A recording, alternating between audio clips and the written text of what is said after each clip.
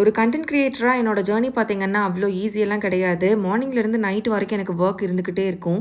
கன்டினியூஸா நிக்கிற மாதிரி இருக்கும். ரீசென்ட்டா என்னோட வீடியோஸ் பார்க்குறவங்களுக்கு தெரிஞ்சிருக்கும். என்னோட குக்கிங் வீடியோஸ் எல்லாமே உட்கார்ந்து சமைக்கிற மாரி தான் இருக்கும். அது மட்டும் இல்லாம வீட்டுக்குள்ள ஸ்லிப்பர்ஸ் போட்டுக்கிட்டே தான் இருப்பேன். ஏன் இப்படி என்னோட ஸ்டைல் சேஞ்ச் பண்ணிக்கிட்டேன்னு நெறைய பேர் என்ட்ட டிஎம்ல கேட்டிருந்தீங்க. ஸோ அவங்களுக்கான வீடியோ தான்.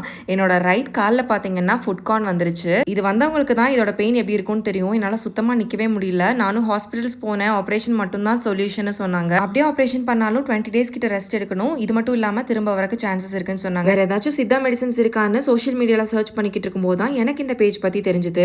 இவங்க பார்த்தீங்கன்னா எக்ஸ்க்ளூசிவா ஃபுட் கார்ன் மட்டுமே ட்ரீட் பண்றாங்க. இவங்க பேஜ் செக் பண்ணும்போது தான் தெரிஞ்சது. எந்த ஒரு ஆப்ரேஷனுமே இல்லாம ஜஸ்ட் சிம்பிளான மெத்தட்லயே ஃபுட் கார்னை சூப்பரா கியூர் பண்ணி கொடுக்குறாங்க. இந்த Siddha food thank and salt வச்சு காலை நல்லா 10 நிமிஷம் சோக் பண்ணிட்டு அஃபெக்ட் ஆன ஏரியால பியூமிஸ்டோன் வச்சு க்ளீன் பண்ணிக்கணும். இந்த ஃபுட் க்ரீம் அப்ளை பண்ணிட்டு ஓவர் நைட் விட்டுறலாம். இதை கண்டினியூஸா யூஸ் பண்ணிட்டு வரும்போது ஃபுட் கார்ன் இருந்த இடமே தெரியாம போயிடும். நான் பாஸ்ட் ஒரு 1 மந்த்தா யூஸ் பண்றேன். நல்ல ரிசல்ட் இருக்கு. இந்த ப்ராடக்ட்டோட லிங்க் வேணும்னா லிங்க் கமெண்ட் பண்ணுங்க. பேஜ் கீழே டேக் பண்ணிருக்கேன். செக் பண்ணி பாருங்க. பாய்.